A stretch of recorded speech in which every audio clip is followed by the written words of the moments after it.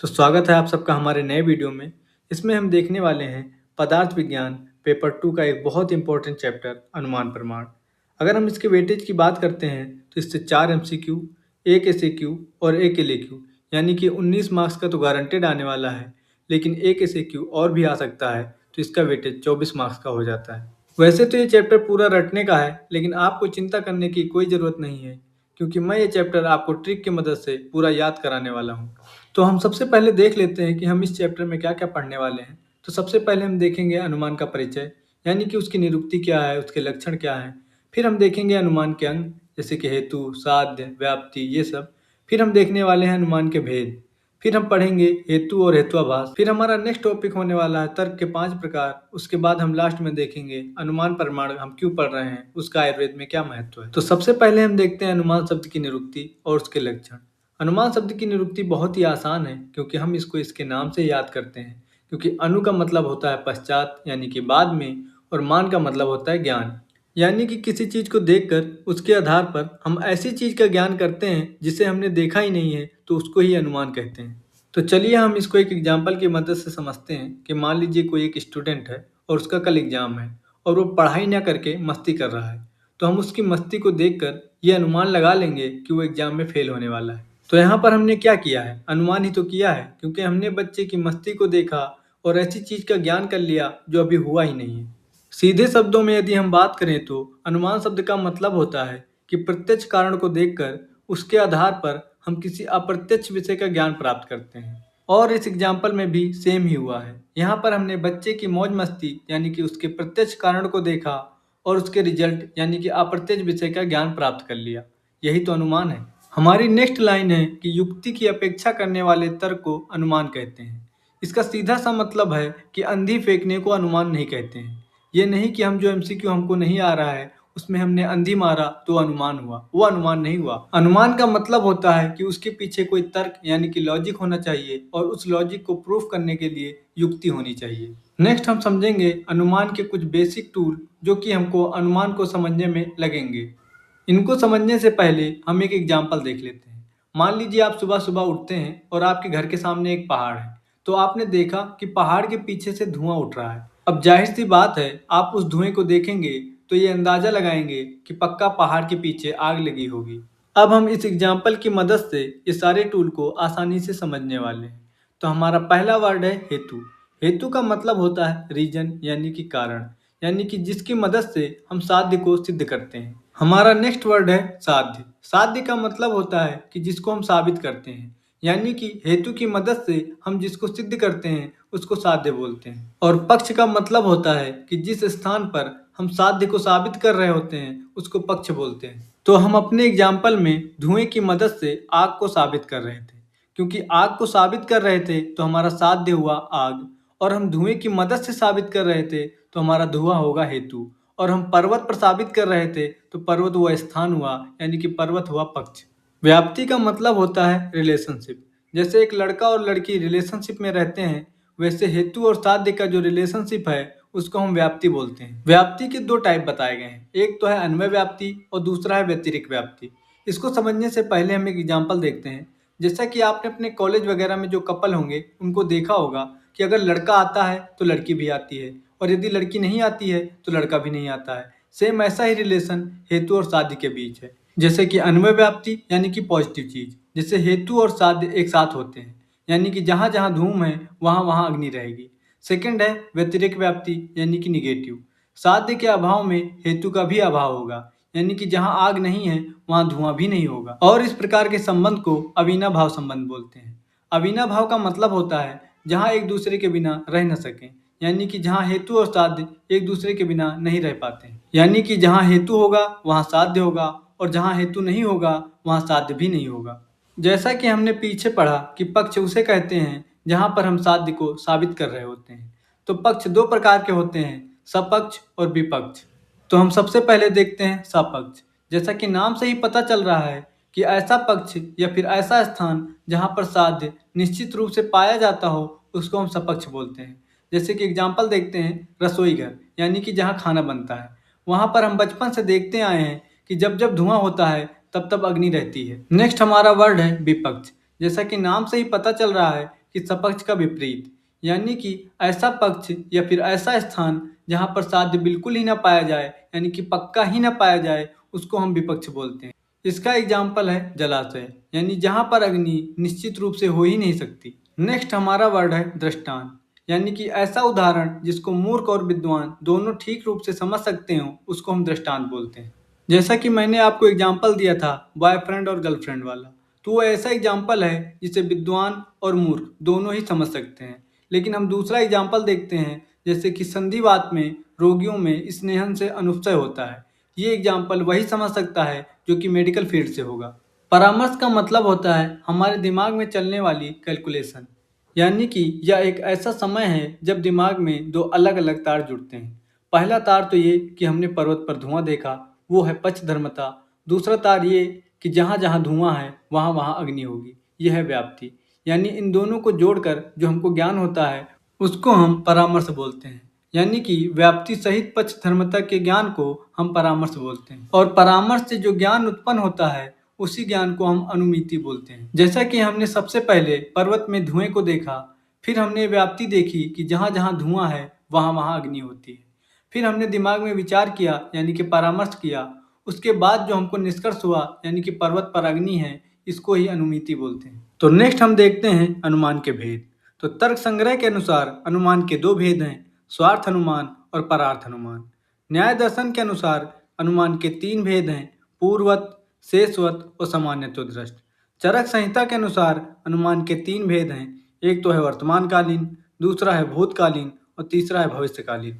स्वार्थ अनुमान का मतलब है कि स्वयं के ज्ञान के लिए जो अनुमान किया जाता है उसको हम स्वार्थ अनुमान कहते हैं, यानी कि जो अपनी ही अनुमिति का कारण है उसको हम स्वार्थ अनुमान बोलते हैं। परार्थ अनुमान का मतलब है कि दूसरे के ज्ञान के लिए किया गया अनुमान, यानी कि जब हम दूसरों की शंका को दूर करने के लिए अनुमान का सहारा लेते हैं तो उसे परार्थ अनुमान कहते हैं। और परार्थ अनुमान के लिए पंच अव्यय वाक्य की आवश्यकता होती है। तो नेक्स्ट हमारा टॉपिक है पंच अव्यय। तो सबसे पहले मैं ये आपको याद करा देता हूँ।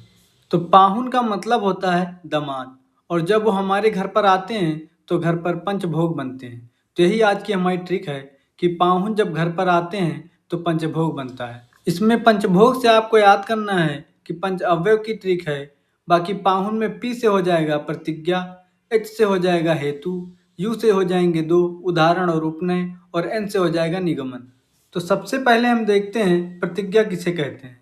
तो साध्य के बारे में बताने को प्रतिज्ञा कहते हैं, यानी कि जिस विषय को हम सिद्ध करना चाहते हैं उसे प्रतिज्ञा कहा जाता है। जैसे कि पर्वत पर अग्नि है, ये कहना प्रतिज्ञा कहलाता है। और जिसकी मदद से हम साध्य को सिद्ध करते हैं उसको हेतु कहते हैं।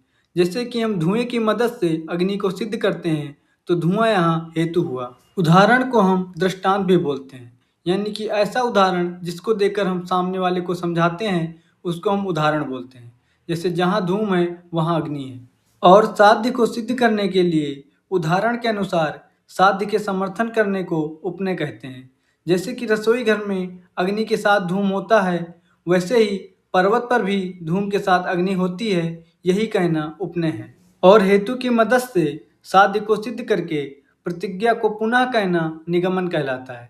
जैसे कि अतः पर्वत पर अग्नि है। तो नेक्स्ट हम देखते हैं न्याय दर्शन के अनुसार भेद। तो न्याय दर्शन के अनुसार तीन भेद हैं, पूर्ववत, शेषवत और सामान्यतो दृष्ट। तो हमारा पहला पार्ट है पूर्ववत अनुमान। पूर्ववत अनुमान का मतलब होता है कि भविष्य की घटना का अनुमान करना, यानी कोई घटना घटने से पूर्व ही उसका अनुमान करना पूर्ववत अनुमान कहलाता है। जैसे कारण को देखकर कार्य का अनुमान करना। जैसे कि हमने देखा कि काले बादल हैं तो हमने ये अनुमान कर लिया कि वर्षा होने वाली है। शेषवत अनुमान का मतलब होता है कि घटना घटने के बाद हम कारण का अनुमान लगाते हैं। जैसे कि हमने किसी बच्चे का रिजल्ट देखकर कि वो फेल हुआ है, ये अंदाजा लगा लिया कि उसने मेहनत नहीं करी होगी। यानी कि कार्य को देखकर कारण का अनुमान लगाना शेषवत अनुमान कहलाता है। सामान्यतो दृष्ट का मतलब होता है कि बिना कार्य कारण के केवल सामान्य दृष्टि की मदद से अनुमान करना। जैसे कि आंखों का पीलापन को देखकर कामला का अनुमान करना। नेक्स्ट हम देखते हैं चरक संहिता के अनुसार अनुमान के भेद। तो पहला भेद है वर्तमान कालीन, यानी कि जो घटना अभी घटित हो रही है उसका अनुमान करना वर्तमान कालीन कहलाता है। जैसे कि धुएं से छिपी हुई वर्तमान अग्नि का अनुमान करना। नेक्स्ट भेद है भूतकालीन, यानी कि जो कार्य हो चुका है उसके कारण का ज्ञान करना। जैसे कि गर्भ को देखकर भूतकाल में होने वाले मैथुन का अनुमान करना। तीसरा है भविष्यकालीन, यानी कि वर्तमान कारण को देखकर भविष्य के कार्य का ज्ञान करना। जैसे कि बीज को देखकर हम फल का अनुमान लगा लेते हैं। जैसा कि हमने अभी तक पढ़ा है, हेतु के बिना अनुमान की सिद्धि संभव नहीं है, यानी कि हम बिना हेतु के अनुमान की सिद्धि नहीं कर सकते। यानी कि अगर हेतु गलत हुआ तो हमारा अनुमान भी गलत होगा। इसी आधार पर हेतु के दो भेद किए गए हैं। एक तो किया गया है सद हेतु और दूसरा है असद हेतु। असद हेतु को ही हम हेतुआभास बोलते हैं। तो ऐसा हेतु जिसमें कोई भी दोष ना हो और उस साध्य को निश्चित ही सिद्ध कर सके, उसको हम सद हेतु बोलते हैं। और सद हेतु का मतलब होता है जो हेतु जैसा लगे पर हेतु हो ना। तो सबसे पहले हम सद हेतु के लक्षण देख लेते हैं, यानी कि ऐसा हेतु जिसमें कोई भी दोष ना हो, उसके क्या क्या लक्षण हैं। तो इसके लक्षण को याद करना बहुत ही आसान है, क्योंकि 3 तो हमने पढ़ रखा है, जैसे कि पक्ष, सपक्ष और विपक्ष। बस इसमें पक्ष में आपको सत्वम, सपक्ष में आपको सत्वम और विपक्ष में आपको असत्वम जोड़ना है। और चौथा भी हम पक्ष के नाम पर ही याद कर लेंगे, असत प्रतिपक्षम। और पांचवा होगा हमारा अबाधित विषयत्वम। पक्ष सत्वम का मतलब होता है हेतु का पक्ष पर रहना। सपक्ष सत्वम का मतलब होता है हेतु का सपक्ष पर भी रहना, जैसे कि रसोई घर में धूम का होना। विपक्ष असत्वम का मतलब होता है कि विपक्ष पर हेतु का पूर्ण रूप से अभाव होना, यानी कि जलाशय में धूम का न होना। अबाधित विषयत्वम का मतलब होता है कि हेतु प्रत्यक्ष आदि परमाणु द्वारा बाधित न हो, जैसे कि अग्नि गर्म है, ठंडी नहीं। हमारा पांचवा है असत प्रतिपक्षम। इसका मतलब होता है कि साध्य के विपरीत सिद्ध करने वाला कोई अन्य प्रबल हेतु ना हो। अभी जब हम नेक्स्ट हेतुआभास पढ़ेंगे तो ये सारे पॉइंट आपको क्लियर हो जाएंगे। नेक्स्ट हम देखते हैं हेतुआभास। हेतुआभास दो शब्दों से मिलकर बनता है, हेतु प्लस आभास, यानी कि जो हेतु होने का आभास कराए उसको हम हेतुआभास बोलते हैं। हेतुआभास के 5 भेद हैं न्याय दर्शन के अनुसार और 3 भेद हैं चरक संहिता के अनुसार। न्याय दर्शन के अनुसार 5 भेद हैं सव्याभिचार, विरुद्ध, सत प्रतिपक्ष, असिद्ध और बाधित। इसके लिए आप एक वर्ड याद कर लो, सब। सब में सा से होगा 3, सव्याभिचार, सत प्रतिपक्ष और असिद्ध। 2 होंगे बा से, एक होगा विरुद्ध और एक होगा बाधित। नेक्स्ट चरक संहिता के अनुसार हेतुआभास 3 प्रकार के हैं। एक तो है प्रकरण सम, दूसरा है संशयम और तीसरा है वर्ण सम। तो नेक्स्ट हम देखते हैं सव्याभिचार हेतुआभास। तो सव्याभिचार हेतुआभास का मतलब होता है कि जो हेतु साध्य के साथ भी हो और जहाँ साध्य न हो वहाँ भी हो, यानी कि ऐसा कारण जिसको हम साबित कर रहे हो, यानी कि साध्य उसके साथ भी हो और जिसको हम साबित ना कर रहे हो उसके साथ भी हो। जैसे कि हम किसी जानवर को बोलते हैं यह गाय है क्योंकि इसके सींग है, तो यहाँ पर जो हमारा हेतु है सींग, वो गाय जिसको साबित कर रहे हैं यानी कि साध्य, उसमें भी पाया जाता है, और भैंस जिसको हम साबित नहीं कर रहे हैं उसमें भी पाया जाता है। यानी कि यहाँ पर हेतु साध्य और असाध्य दोनों के बीच पाया जाता है। विरुद्ध का मतलब होता है कि जो हेतु साध्य को सिद्ध करने के बजाय उसके अभाव को सिद्ध कर दे, यानी कि ऐसा कारण जिसकी मदद से हम किसी चीज को साबित कर रहे हो, लेकिन वही कारण उस चीज को साबित ना करके उसको गलत साबित कर दे। जैसे कि अगर हमको ये प्रूफ करना हो कि हवा भारी है और इसका रीजन हम देते हैं कि क्योंकि वो खाली है, तो ये तो गलत ही प्रूफ हो गया ना, क्योंकि खाली का मतलब होता है हल्कापन, तो हवा तो भारी हो ही नहीं सकती। यहाँ पर हेतु ने हवा भारी है इसको प्रूफ ना करके ये प्रूफ कर दिया कि हवा हल्की है। सत प्रतिपक्ष का मतलब होता है जहाँ साध्य का अभाव सिद्ध करने वाला दूसरा प्रबल हेतु भी उपस्थित हो। मान लीजिए हम किसी चीज को सही साबित करने के लिए कोई रीजन देते हैं, लेकिन उससे भी बड़ा एक रीजन जो उसको गलत साबित कर रहा हो वो भी मौजूद हो, तो वो सत प्रतिपक्ष है। जैसे कि यदि हम धुएं को देखकर अग्नि को सिद्ध कर रहे हों, लेकिन उसी समय यदि पर्वत पर बारिश भी हो रही हो, तो बारिश इस चीज का प्रूफ है कि वहां पर अग्नि नहीं हो सकती। यहाँ पर 2 हेतु मौजूद हैं, एक तो है धुआं जो अग्नि का होना साबित कर रहा है, और दूसरा हेतु है बारिश जो अग्नि का नहीं होना साबित कर रहा है। हमारा चौथा पॉइंट है असिद्ध, यानी कि साध्य को सिद्ध करने के लिए जिस हेतु का प्रयोग कर रहे हो वो स्वयं ही सिद्ध न हो। यानी कि आकाश का कमल सुगंधी है क्योंकि वह कमल है, लेकिन आकाश में कमल तो होता ही नहीं है। हमारा नेक्स्ट पॉइंट है बाधित, यानी कि जिस हेतु के साध्य का अभाव अन्य प्रत्यक्ष प्रमाणों से निश्चित हो। जैसे कि गिलोय मधुर है क्योंकि वह द्रव है, लेकिन ऐसा होता नहीं है क्योंकि गिलोय तिक्त होता है। ये हम प्रत्यक्ष प्रमाण द्वारा प्रूव कर सकते हैं। यहाँ पर प्रत्यक्ष प्रमाण उस हेतु का बाधा बन गया। नेक्स्ट हम देखते हैं आयुर्वेद में अनुमान प्रमाण की उपयोगिता। जैसे कि हम जठराग्नि को देखकर पाचन शक्ति का अनुमान करते हैं और व्यायाम शक्ति को देखकर शारीरिक बल का अनुमान करते हैं। नेक्स्ट हम देखते हैं डिजीज के डायग्नोसिस में अनुमान प्रमाण का महत्व। जैसे कि मूत्र पर चींटियों को देखकर हम प्रमेय का अनुमान करते हैं और हम औषधि के सेवन को देखकर उपसय या फिर अनुपसय को देखकर दोषों का अनुमान करते हैं। तो यहीं पर ये चैप्टर समाप्त हुआ।